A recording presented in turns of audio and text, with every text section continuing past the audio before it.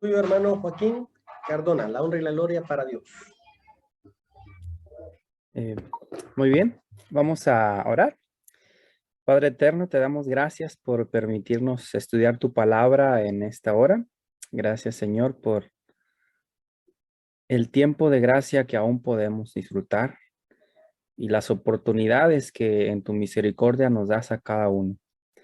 Oh Señor, oramos para que descienda el Espíritu Santo en cada hijo tuyo en el mundo que te está buscando de todo corazón, los que anhelamos ver a Cristo, estar con Él en el reino de los cielos. Por favor, Señor, destruye en nuestra vida todo pecado y que sea terminada y completa la obra de transformación del carácter que estás haciendo ahora en cada uno de nosotros, Señor. Pedimos que nos des entendimiento de estos mensajes, nos des discernimiento espiritual y también que nuestra voluntad esté totalmente sujeta a tu voluntad. Pedimos en el nombre de Jesús. Amén. Muy bien, voy a compartir la pantalla. Quisiera preguntar si se mira bien las diapositivas, se escucha bien el audio, queridos hermanos, para continuar. Claramente, al menos aquí en El Salvador, claro y fuerte. Perfecto, muy bien. Este es el contacto de un servidor en WhatsApp y en Facebook. Por si a alguien le gustaría tener o tiene alguna inquietud o más profundidad del tema que voy a compartir, ahí comparto más detalles de los temas que presento y quedan grabados allí, además del el tema que quedará en YouTube, ¿verdad? En esta página que están dirigiendo. Muy bien, el título lo puse Transformación del carácter y del cuerpo. Esto es un mensaje tan importante que complementa lo que dijo nuestro hermano Frederick hace un momento, que es muy importante sobre la justificación por la fe en Jesús. Es una continuación adecuada porque una cosa es el carácter y otra cosa es el cuerpo. Y erróneamente muchos predicadores han puesto la transformación del carácter en la obra de transformación del cuerpo cuando Cristo venga. Y no es igual.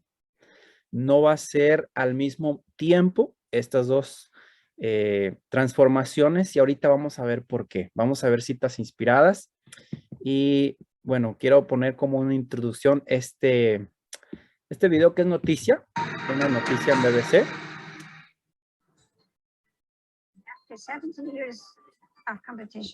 Después de competir por 17 años, tengo más de 750 medallas de oro. Es la señora Olga Kotelko, de 95 años de edad, ¿sí? De Canadá. Y hago 5 tipos de lanzamiento: bala, disco, jabalina, martillo y peso.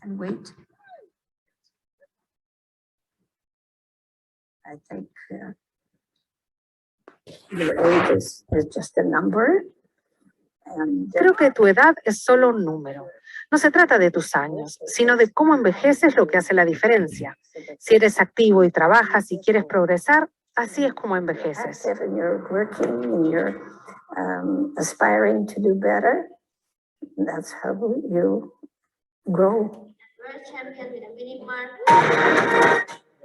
Puse este video por lo siguiente.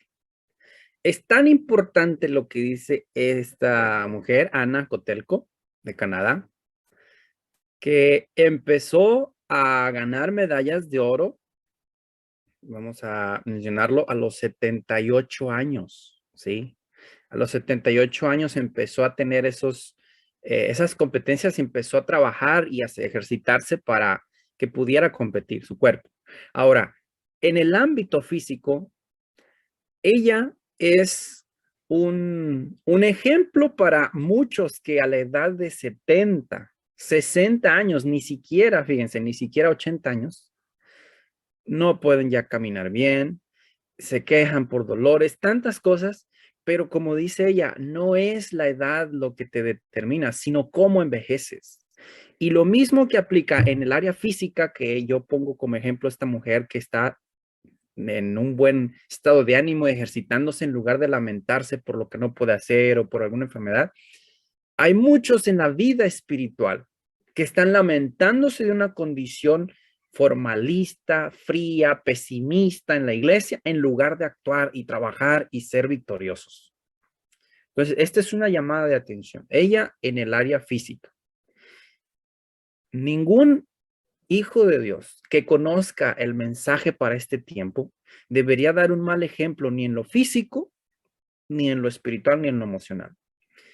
La historia de Daniel y sus amigos nos muestra cómo podemos impulsar y animar a otros a crecer en lo que Dios nos ha impuesto, ¿sí? Y está escrito, el que obedece a Dios y el que sigue sus mandamientos, ahí está lo que dice Deuteronomio 28, esas son las consecuencias. Va a tener bendiciones en muchos aspectos, sí van a haber pruebas, pero las pruebas van a estar enfrentadas junto uno con Cristo, ¿sí?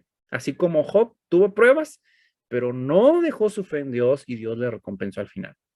Es una muy importante llamada de atención para todos nosotros. No debe haber ningún hijo de Dios mediocre en el área espiritual, física, emocional o mental, ¿sí?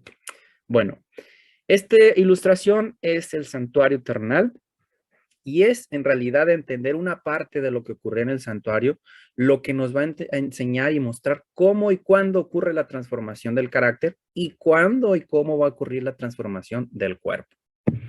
Bien, el santuario, Dios pidió a Moisés que lo estableciera. En Éxodo 25 podemos ver más detalles en adelante, porque Dios quería estar entre su pueblo.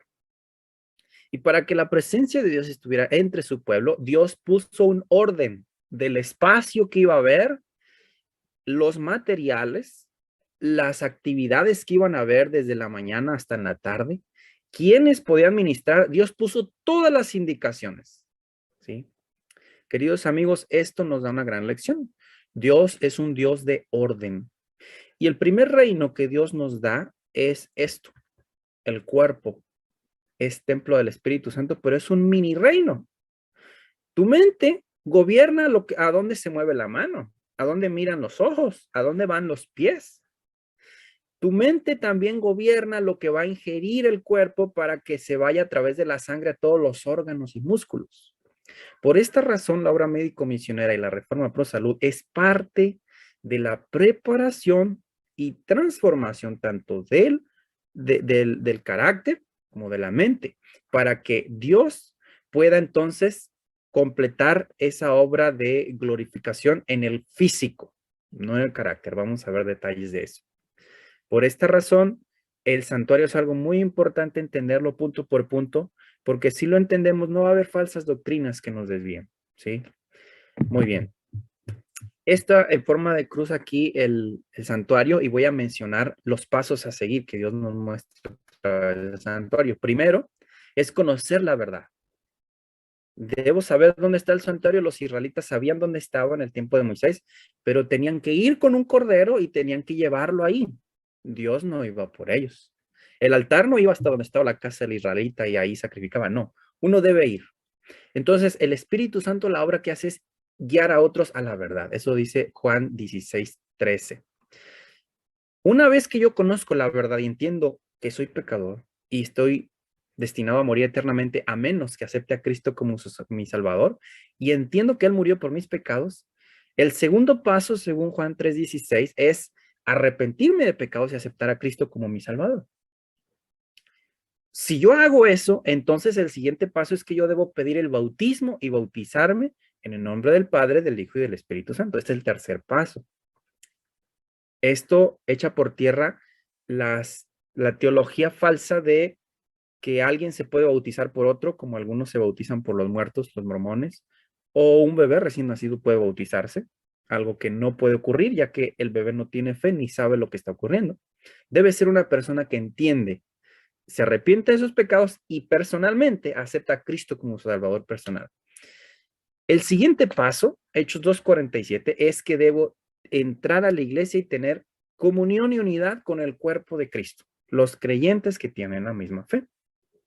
Y allí, en la iglesia, como está en el lugar santo, el lugar del santuario terrenal, es orar, leer la palabra de Dios y compartir o testificar de mi fe todos los días.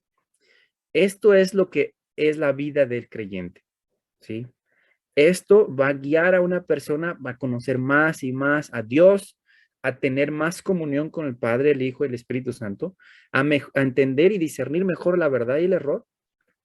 Y en la última parte es un proceso de santificación por la obediencia a la verdad. Primera de Tesalonicenses 4:7 dice que el fin o el objetivo o el propósito de Dios es nuestra santificación. Y el que rechaza esto, rechaza al Espíritu Santo. La santificación es un proceso desde que uno entiende la verdad, acepta a Cristo y le entrega su vida a través del bautismo como su salvador personal. Empieza allí y termina antes que termine el tiempo de gracia. Vamos a ver los detalles de esto. Entonces, la transformación del carácter, lo vamos a poner así, es, en otras palabras, la santificación, ese proceso. Voy a ponerlo de otra manera esto mismo. Mira. Creación, Dios nos creó. No hicimos nada para que Dios creara este planeta y nos creara. Redención, Cristo nos redimió. Él vino y murió por nuestros pecados y pagó por los pecados de todo el mundo. Eso ya está pagado. Tú no tienes que hacer algo por ahí. Ahí está. Pero la justificación, según Romanos, dice la palabra de Dios que es solo para los que creen. La creación y redención está disponible para todos, pero la justificación, que es el perdón de pecados, va a ser solo para los que crean y acepten a Cristo como su salvador personal. Quienes hacen eso y aceptan y entregan su vida a través del bautismo a Cristo y entran en la iglesia, entonces en ellos empieza a efectuarse lo que se conoce como santificación. Es decir, que antes hacías lo malo, ahora Dios te va a cambiar esos gustos para que hagas lo bueno.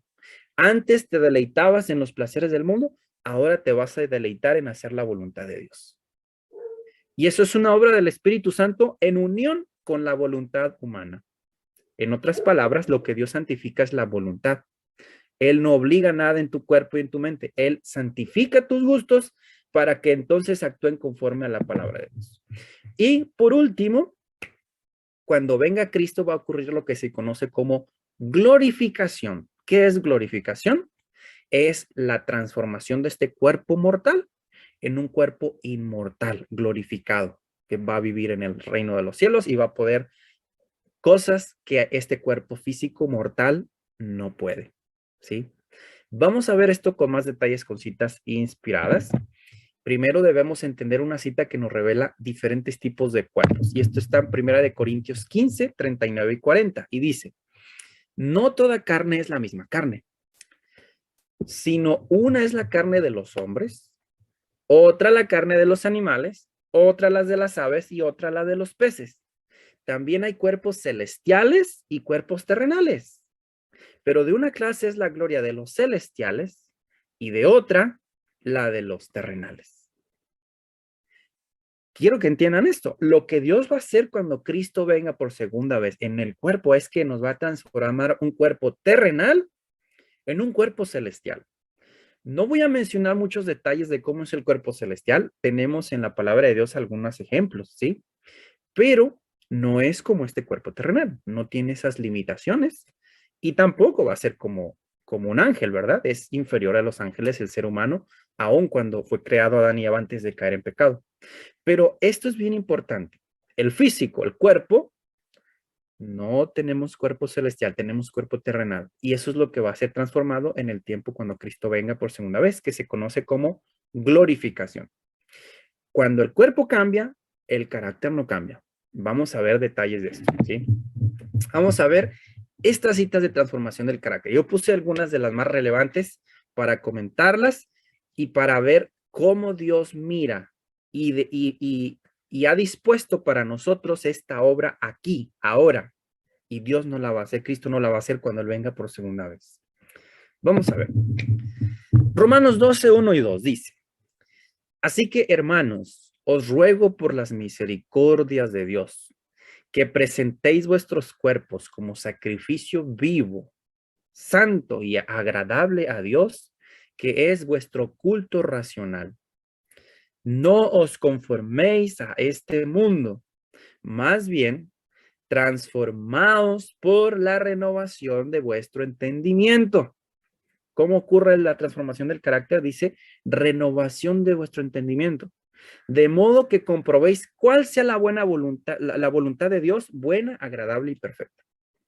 Así que, ¿cuál es el primer paso para que haya transformación del carácter? Renovar el entendimiento.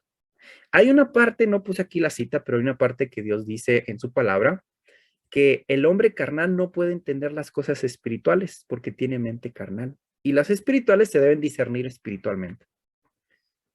¿Por qué hay esta diferencia? Porque el Espíritu Santo es el que va a abrir el entendimiento para las cosas eternas.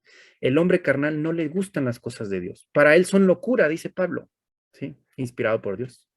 Entonces, cuando una persona le entrega su vida a Cristo y permite que el Espíritu Santo transforme su mente, ese proceso de transformación del carácter inicia y solamente allí inicia. No puede iniciar antes. Es algo voluntario, pero dependiente 100% de la obra del Espíritu Santo. Vamos a ver otra cita. Segunda de Corintios 3, 16 al 18.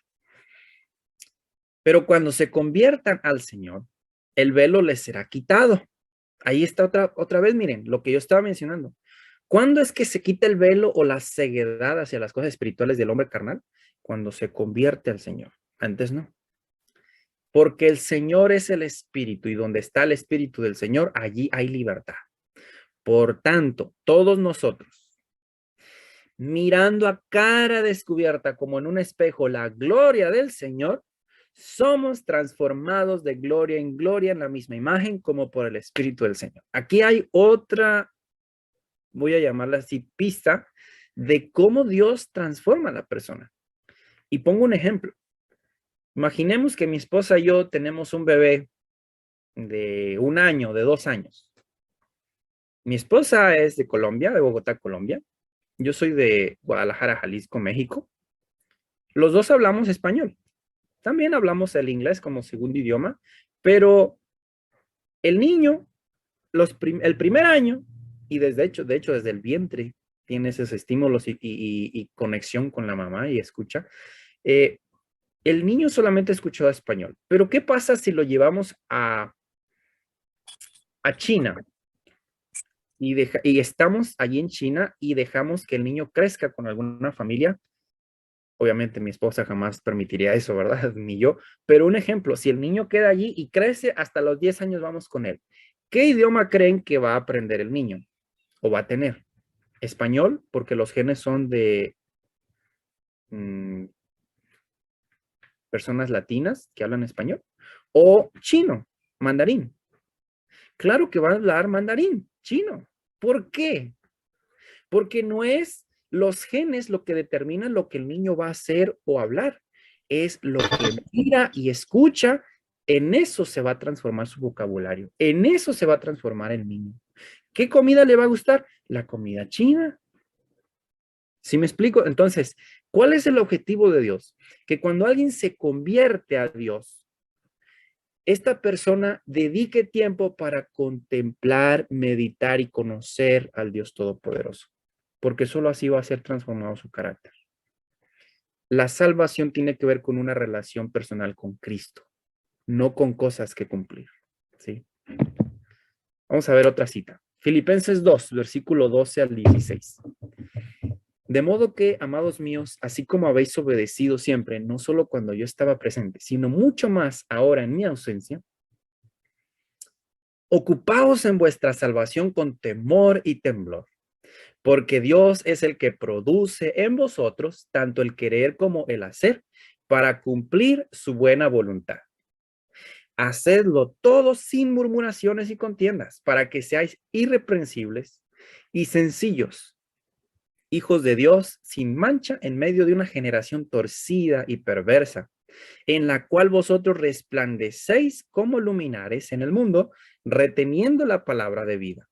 Así, yo podré gloriarme en el día de Cristo de que no he corrido ni he trabajado en vano. ¿Qué es lo que Pablo aquí revela sobre la transformación del carácter? Que Dios es el que va a hacer que yo quiera y haga.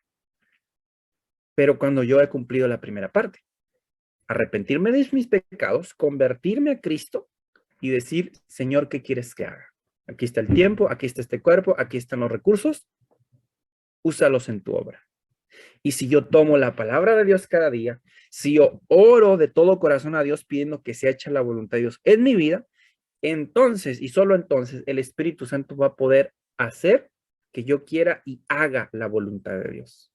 ¿Sí? Es una renuncia total a mí y una aceptación a que Dios viva en este cuerpo. Es una negación al yo y una aceptación a la voluntad de Dios. Qué hermoso es. Imagínense usted que se sube a un automóvil y usted pisa el acelerador, pero el automóvil se frena. Qué frustrante, ¿verdad? Usted queriendo manejar el vehículo, pero el automóvil no quiere hacer lo que usted pide. Bueno, así se siente el Espíritu Santo cuando quiere guiarnos a hacer algo, pero el yo, mi egoísmo, mis deseos dicen, eso no me gusta. Y primero está lo que a mí me gusta que lo que Dios quiere. Para que el Espíritu Santo pueda obrar una transformación del carácter, como Dios indica en su palabra, yo no debo poner ninguna resistencia. Y lo digo así de claro, para algunos esta transformación del carácter significa dejar vínculos familiares. Vean la historia de Abraham. Abraham le dijo, vete de tu tierra y de tu parentela. Y fue Abraham. Si no hubiera salido Abraham, Dios no hubiera podido hacer en él lo que está escrito. Para algunos puede ser dejar el trabajo, para algunos puede ser dejar los estudios, para otros puede ser cambiar de ambiente, del lugar donde vive. No sé. Pero Dios no va a mostrar a nadie lo que tiene que hacer si la persona no lo busca de todo corazón y le dice, Señor, aquí estoy rindo todo lo que tengo para que tú hagas tu obra en mí. Solo entonces, cuando no haya resistencia en este cuerpo para que el Espíritu Santo se mueva y haga su obra, solo entonces puede avanzar la transformación del carácter y no antes. Otra cita, 2 Timoteo 3, 14 al 17. Pero persiste tú en lo que has aprendido y te has persuadido, sabiendo de quiénes lo has aprendido y que desde tu niñez has conocido las sagradas escrituras, las cuales te pueden hacer sabio para la salvación por medio de la fe que es en Cristo Jesús. Toda la escritura es inspirada por Dios y es útil para la enseñanza, para la reprensión, para la corrección, para la instrucción en justicia, a fin de que el hombre de Dios sea perfecto, enteramente capacitado para toda buena obra. Así que, ¿qué es lo que prepara al hombre para que sea perfecto? ¿Qué es lo que capacita para toda buena obra? La santa palabra de Dios, ¿sí? Por esta razón, este debe ser el alimento diario de todos los que, aceptando a Cristo, permitan que Él haga esa transformación del carácter. Si no hay alimento espiritual, no va a haber transformación del carácter. Esto es parte fundamental para que Dios pueda hacer esa obra en uno. Primera de Pedro 1:23, otra cita muy importante. Habiendo purificado vuestras almas en obediencia a la verdad, para un amor fraternal no fingido, amaos los unos a los otros ardientemente de corazón puro, pues habéis nacido de nuevo, no de simiente corruptible, sino de incorruptible, por medio de la palabra de Dios que vive y permanece. ¿Cómo es que se nace de nuevo? Es por la palabra de Dios, pero no solamente por leer la palabra de Dios y ver lo que dice, es por obedecer lo que dice la palabra de Dios. La santificación es que Dios me lleva a una verdad, la obedezco, entonces el Espíritu Santo me va a guiar a entender otra verdad y obedecerla, y así cada verdad que Dios ha revelado. Otra cita importante que está en el deseo de todas las gentes, página 433. Y esto responde a la pregunta que a veces me han hecho algunos amigos: ¿es malo ir al cine? ¿Por qué no debo ver nada de lo que Disney promueve, por ejemplo? ¿O qué tiene de malo ir a un estadio de fútbol o a un partido de béisbol? ¿Qué tiene de malo? Vean lo que dice aquí, luego voy a mencionar por qué es tan importante cuidar dónde vamos, lo que vemos, escuchamos. Aquel cuyo corazón ha respondido al toque divino, buscará lo que aumente su conocimiento de Dios y refine y eleve su carácter. Como una flor se torna al sol para que sus brillantes rayos le den bellos colores, Así se tornará el alma al sol de justicia, para que la luz del cielo embellezca el carácter con las gracias del carácter de Cristo. ¿Por qué el cine no es un lugar para los hijos de Dios? Pregunta, ¿aumenta tu conocimiento de Dios? ¿Refina y eleva tu carácter lo que vas a ver y escuchar en el cine? Las personas que van con el deseo de entender algo allí, ¿tienen ese deseo? Yo te aseguro que no. En un estadio de fútbol, ¿se hablan malas palabras o se habla todo lo que refina y eleva el carácter? ¿Verdad que hay bebidas alcohólicas, hay cigarrillos, hay pleitos? Han habido muertes incluso por tumultos en esos lugares. Esos lugares no son para un hijo de Dios. Ciertamente hay formas de hacer evangelismo, pero muy importante, los que han entregado su vida a Cristo, pero aún tienen estas costumbres, sencillamente todavía su corazón no ha respondido al toque divino. ¿Por qué? Porque aquí está, miren. Aquel cuyo corazón ha respondido al toque divino buscará lo que aumente su conocimiento de Dios y refine y eleve su carácter. Estas personas van a buscar lo que aumenta lo que saben de Dios. Les va a encantar conocer nuevas verdades, entender la voluntad de Dios en cada aspecto de la vida y todo lo que refine y eleve su carácter. Otra cita importante. Puede haber defectos notables en el carácter de un individuo. Y sin embargo, cuando éste llega a ser un verdadero discípulo de Jesús, el poder de la gracia divina lo convierte en una nueva criatura. El amor de Cristo lo transforma, lo santifica. Ahí está. No es una transformación propia. Cristo es el que va a transformar el carácter. Pero cuando las personas profesan ser cristianas y su religión no las hace mejores hombres y mujeres en todas las relaciones de la vida, representantes vivos de Cristo en disposición y carácter, no son de Él. Ahora noten, la característica de que Cristo está obrando en una persona es que se están manifestando los dones del Espíritu que están en Gálatas 5, me parece capítulo 5. Que es amor, gozo, paz, paciencia, benignidad, bondad, fe, mansedumbre, templanza, dominio propio. Si las personas no están desarrollando y manifestando eso, significa que no son de Cristo. Todavía no han renunciado al yo. Todavía no son nueva criatura. ¿Sí? Una cita muy importante. Venid pues, dice Jehová, y razonemos juntos. Aunque vuestros pecados sean como la grana, como la nieve serán emblanquecidos. Aunque sean rojos como el carmesí, vendrán a ser como blanca lana. Si queréis y obedecéis, comeréis de lo mejor de la tierra. Pero si rehusáis y os rebeláis, seréis consumidos por la espada, porque la boca de Jehová ha hablado. Isaías 1, 18 al 20. Esto significa que aunque Dios invita a todo el mundo, a todas las personas, a tener esa limpieza de carácter por el poder de Dios, pero que uno se someta a Dios, no significa que todos van a tenerlo. El universalismo enseña que sí, todos van a ser salvos, unos primero y otros después, pero Dios a ninguno va a mandar a la muerte eterna. Y es que el error es que creen que Dios manda la muerte eterna o a la vida eterna a las personas. Dios no manda a nadie. Sencillamente, si yo no me aparto de mis pecados y yo no acepto a Cristo como mi único salvador y que Él limpie mi vida de pecado, yo voy a morir. Cristo viene a destruir el pecado. Y los que no se apartaron, pues van a morir con el pecado. Ahí está la invitación. Esa invitación es para que sea emblanquecido la persona de pecado. Eso significa la limpieza y la transformación del carácter ahora. Vamos a ver más detalles de esto, cómo ocurre. El Camino a Cristo es un libro maravilloso que va a detallar más esta obra, transformación del carácter. Yo les animo a que lo lean. Esto está en la página 33 de este libro, esta cita.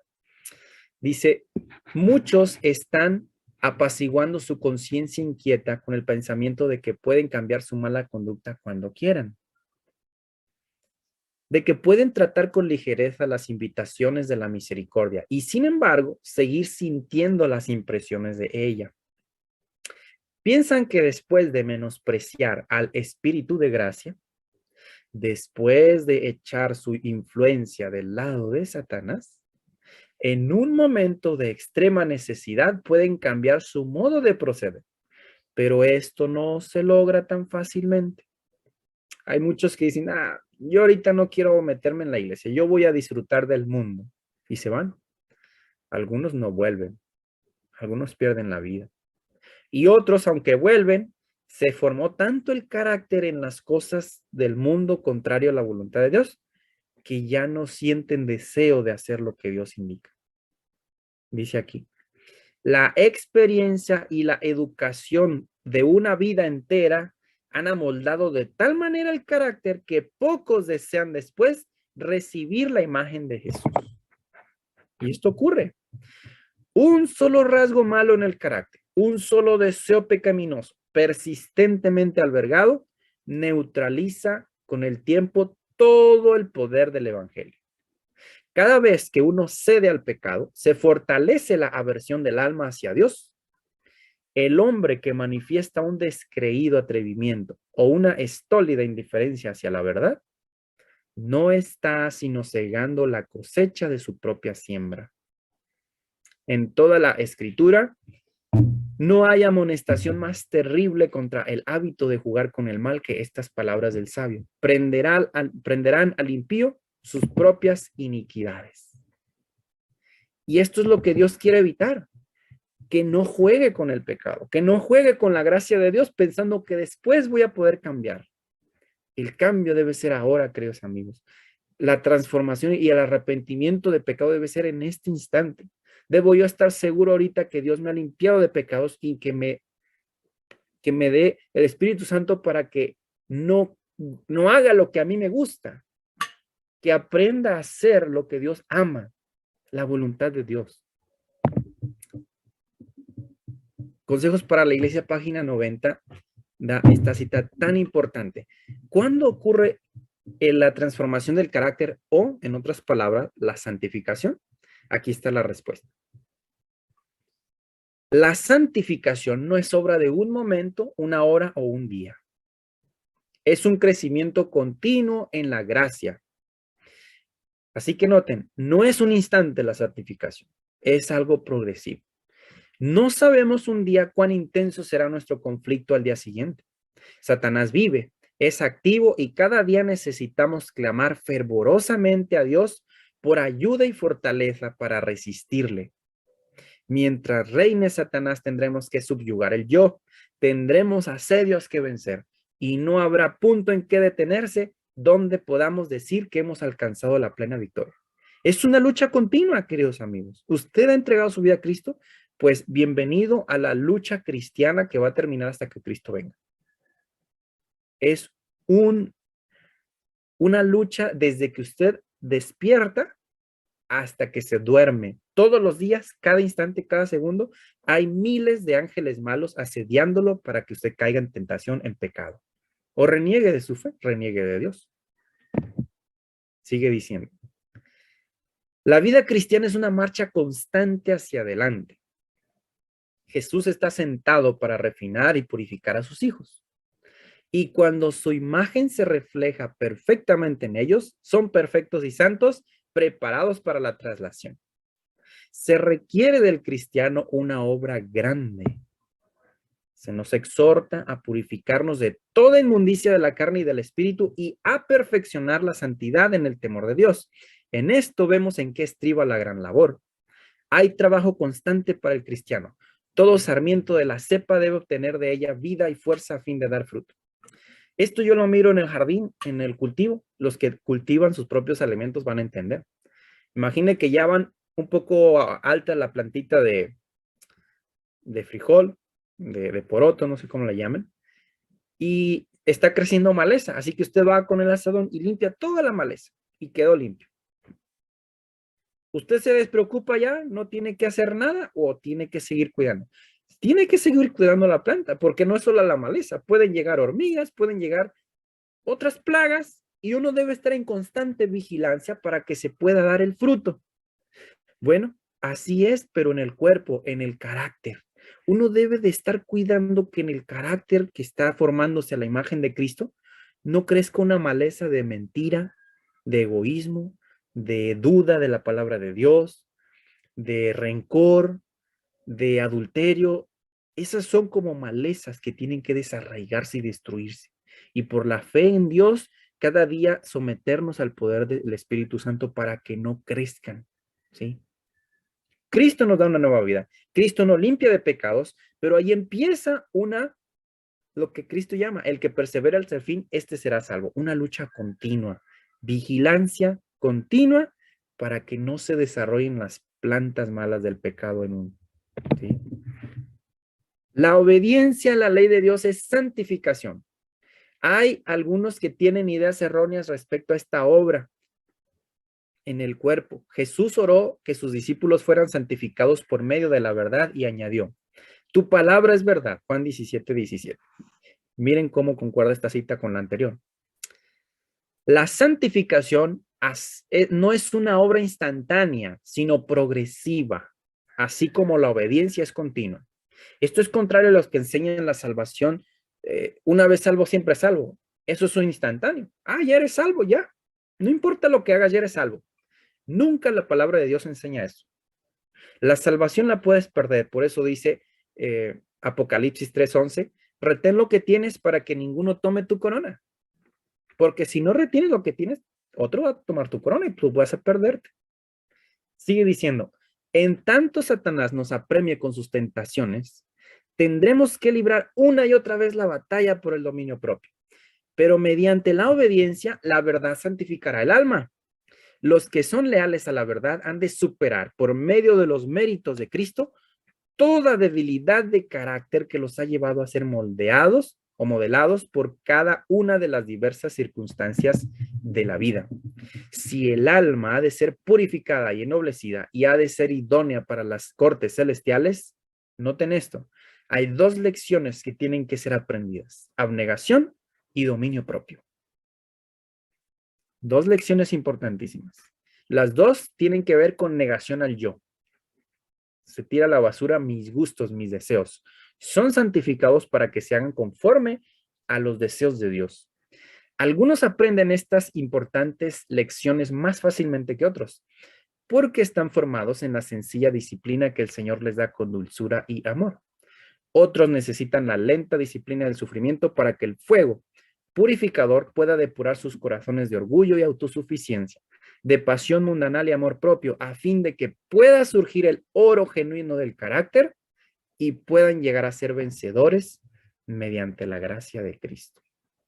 Así que hay dos lecciones para ser vencedores, abnegación y dominio propio.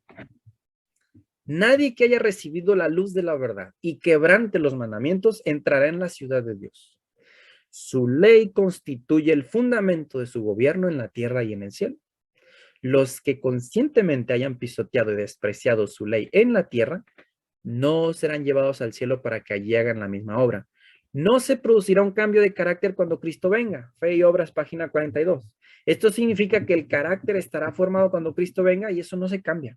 Ahorita es cuando se debe modificar.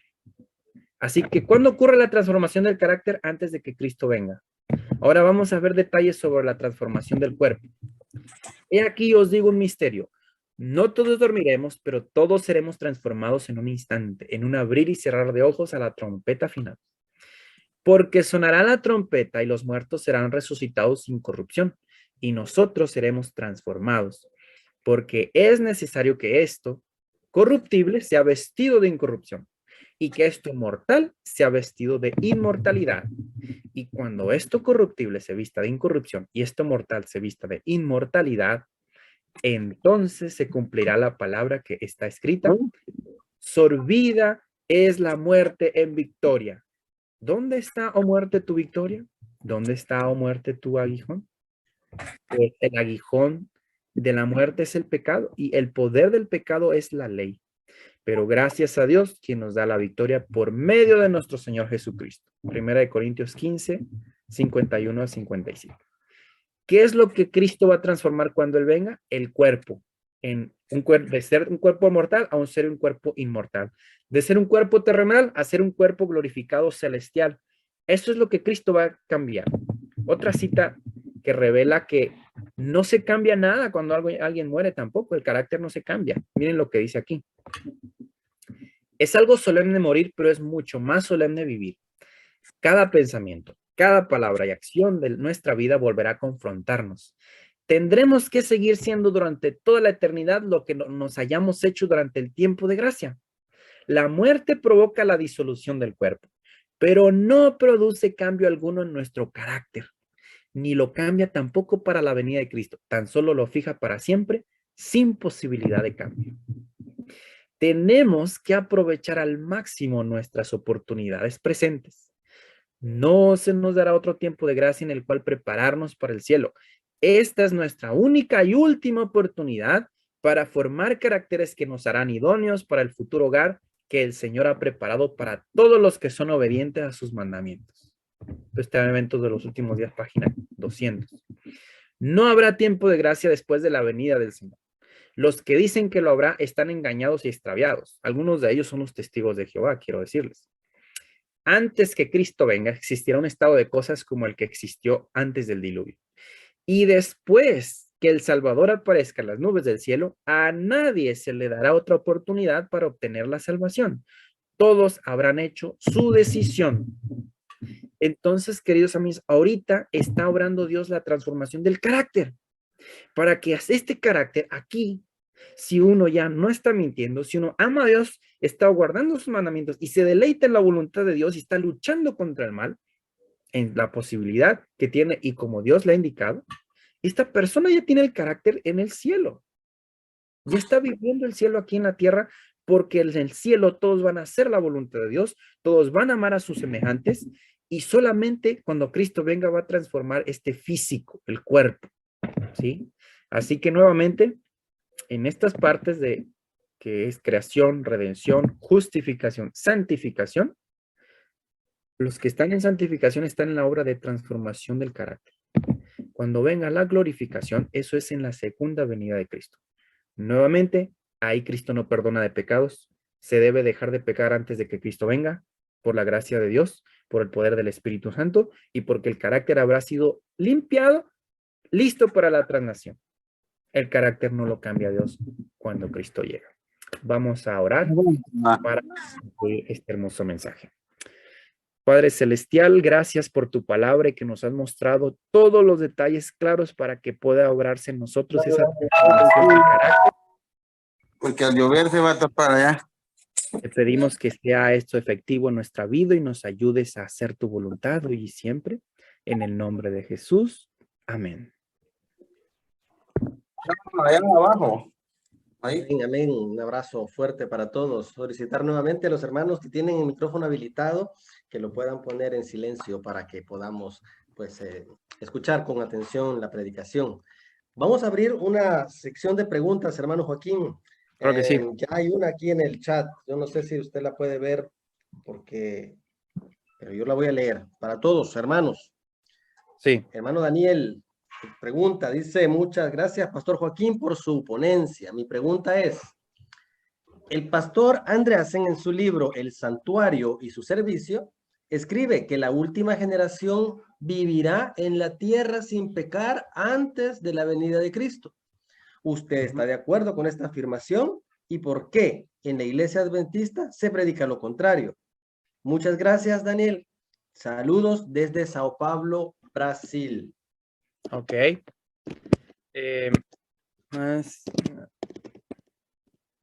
Aquí le paso mi WhatsApp, por si quiere el contacto. Les voy a explicar algo. Primero, ¿por qué en la iglesia adventista se predica lo contrario? Bueno, recordemos que la iglesia somos más de 21, 22 millones de miembros en todo el mundo. Y en la iglesia hay trigo y hay cizaña. Ambos predicadores predican, unos la verdad y otros no la verdad correcta, como es la palabra de Dios. Algunos por ignorancia, otros por rebeldía.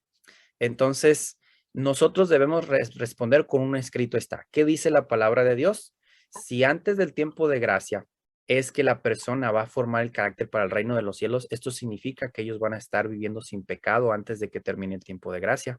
De otra manera, si siguieran pecando, Cristo tendría que limpiarle los pecados cuando Él venga, pero dice bien claro la cita que Cristo no va a limpiar ningún pecado. porque el carácter va a ser eterno. Entonces, si yo, por ejemplo, mañana muero, así como yo morí, con esos gustos, con esos deseos, con esas inclinaciones, con esos planes, voy a resucitar cuando Cristo venga. Y si eso no estaba conforme a la voluntad de Dios y a la semejanza de Cristo, yo no voy a ir al cielo. Así de importante es este tema. El proceso de santificación depende de cada persona y su sumisión al poder de Dios y a la voluntad de la palabra de Dios. Entonces, claro, desde luego, no solamente la última generación que le llaman a las personas que van a estar antes de que Cristo venga o en el tiempo de la venida de Cristo, van a estar viviendo sin pecado. Hubo muchos profetas y apóstoles que vivieron sin pecado. No que nunca pecaron, pero que vencieron el pecado por la gracia de Dios. Uno de ellos yo puedo mencionar Elías, Moisés, Enoc. Son seres humanos con naturaleza caída, pero están en el cielo. Y ellos fueron la garantía de que Cristo iba a venir a morir por nuestros pecados. Entonces, si ellos tuvieron ese ejemplo, que Cristo es nuestro ejemplo, que Él nunca pecó, una diferencia con todos los demás que hemos pecado, estamos hablando de que el poder de Dios, así como en ellos fue efectivo, puede ser efectivo para mí ahora. Pero hay una condición, lo que Cristo siempre decía: conforme a tu fe te será concedido. Los que no creen que eso es posible, no será posible y Cristo no les ayudará a vencer el pecado. Pero si tú crees que el poder de Dios sobrepasa todo y aún somete el poder de Satanás, entonces vas a vencer todos los pecados por el poder de Cristo si no te apartas de él. Es según la fe, ¿sí? Gracias, gracias. Creo que entonces la conclusión a esa interrogante es que el pastor Andreasen está en lo correcto, ¿verdad? Claro, Está en lo correcto, claro, tu afirmación. claro, sí. Acá hay otra comentario, pregunta del ingeniero Juanca. Dice: hola, soy Juan Carlos desde Colombia. Mi pregunta es la siguiente: ¿es lo mismo el carácter y el temperamento? Ya que siempre se nos predica y se nos enseña que en nuestra iglesia Dios Todopoderoso lo bendiga en esta vigilia. Repito Bien. esto, ya que esto del carácter y del temperamento es lo que la iglesia se predica. ¿Es lo mismo? Miren, debemos tener cuidado con las características de temperamentos. Eso no es el carácter. El carácter, hay una cita que dice que no son las acciones que con frecuencia se hacen, sino la tendencia hacia las palabras, hacia la voluntad, hacia los planes, los propósitos de la vida. Hay personas de temperamento, voy a llamarlo así, pasivo, que son tranquilos, que no platican mucho, no son tan sociables como otros. Hay otros que son de temperamento amigable, que donde van, andan platicando medio mundo y hacen reír a todos y son bien amistosos. Estos son excelentes para ponerlos al inicio de a la entrada de la iglesia, ¿no?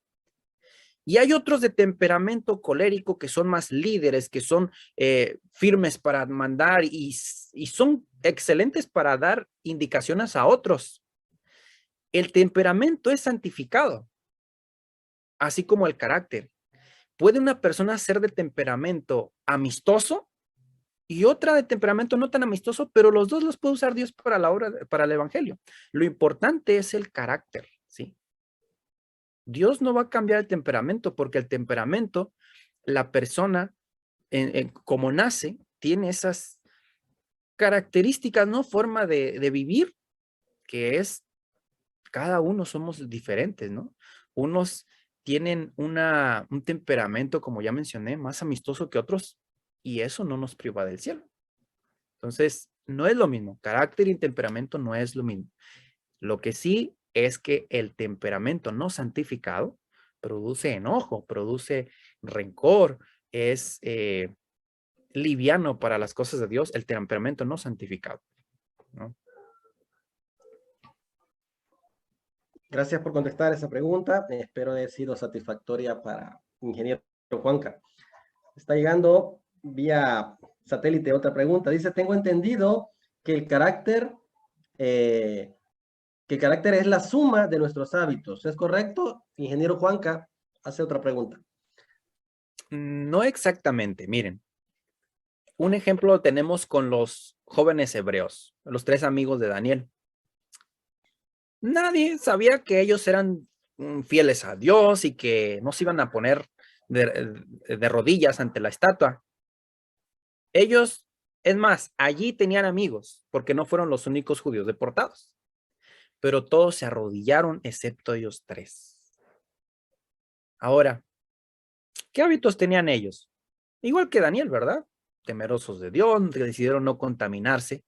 Pero aún entre los que deciden no contaminarse, cuando se prueba la fe en algo o el carácter, ahí se manifiesta qué carácter tiene. El carácter es como la brújula.